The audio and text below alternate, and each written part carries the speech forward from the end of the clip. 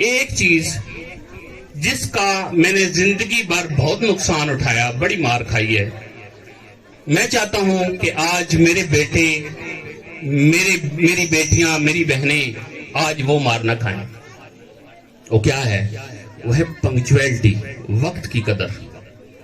میں نے زندگی میں وقت کی قدر نہیں کی اور بہت کچھ کھویا ہے، بہت کھویا ہے، بہت مار کھائی ہے، بہت نقصان اٹھایا ہے۔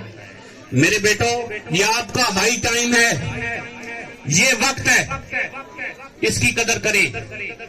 دیکھیں، کائنات بھی ہمیں وقت کی پابندی کا درس دیتی ہے۔ سورج وقت پر نکلتا ہے، وقت پہ غروب ہوتا ہے، سارا کائنات کا نظام وقت پر چل رہا ہے، اسی میں کامیابی ہے۔ ہمارا دین بھی وقت کی قدر کرنے کی تلقین کرتا ہے۔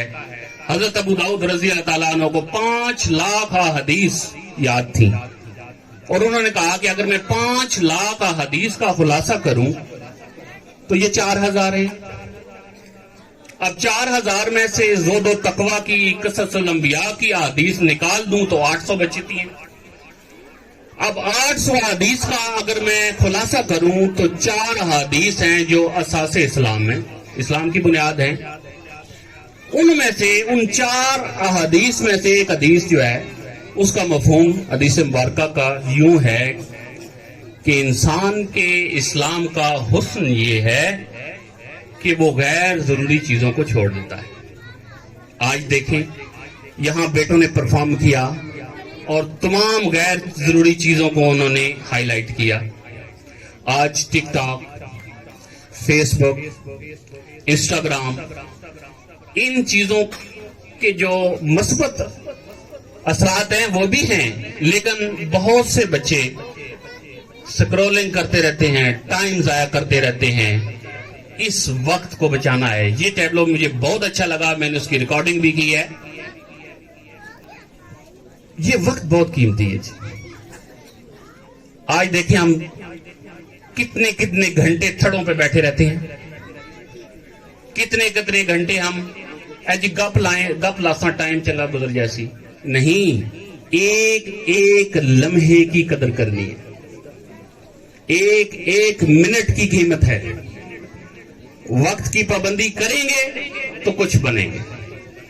اتنا وقت کی اتنی قدر ہے کہ نماز ظہر ہے نا، اسی طرح نماز جمعہ بھی ہے۔ نماز ظہر یا نماز جمعہ سے افضل کون سا ہے مجھے بتائیں؟ دونوں میں سے کون سا افضل ہے؟ نماز جمعہ افضل ہے نا، زیادہ اجتماع ہوتا ہے، افضل ہے۔ اب نماز جمعہ میں فرض کی 2 رکعتیں ہیں، جبکہ نماز ظہر میں 4 رکعتیں ہیں۔ ہے افضل، رکھتے کم ہیں۔ وجہ یہ ہے کہ وہاں پہ خطبے پہ بہت ٹائم لگتا ہے۔ اس خطبے پہ جو ٹائم لگتا ہے اس کو بچانے کے لیے رکعتیں کم کر دی گئیں تاکہ وقت بچ جائے۔ اتنی وقت کی قدر ہے۔ حضرت اویس قرنی ولی اللہ گزرے ہیں، صحابی کا بھی درجہ رکھتے ہیں۔ بن دیکھے حضور صلی اللہ علیہ وسلم نے خواہش کا اظہار فرمایا کہ اویس سے جب کبھی ملاقات ہو، صحابہ سے فرمایا تو ان سے میری امت کی بخشش کی دعا کروانا۔ حضرت علی رضی اللہ تعالیٰ عنہ اور حضرت عمر رضی اللہ تعالیٰ عنہ آپ ملاقات کے لیے تشریف لے گئے۔ اویس قرنی سے ملاقات ہوئی۔ ملاقات کے دوران وہ جو محبت کا پہلو تھا کہ جب حضور نے، وہ بار بار پوچھتے کہ جب حضور نے فرمایا ہوگا کہ اویس کو میرا سلام کہنا، تو ان کے لبوں نے کیسے جنبش کی ہوگی، ان کے چہرے پر کیسے نکھار آیا ہوگا، کیا تاثرات ہوں گے، بڑا انداز تھا۔ یہ ساری باتیں کرتے کرتے اچانک سے حضرت اویس قرنی نے آگے ہاتھ بڑھایا۔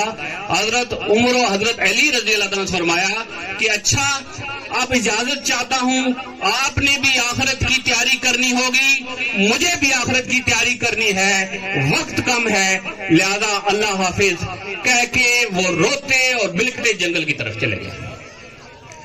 یعنی ان لمحوں میں بھی انہوں نے وقت کی قدر کی، اس لمحے بھی انہوں نے وقت کی قدر کی۔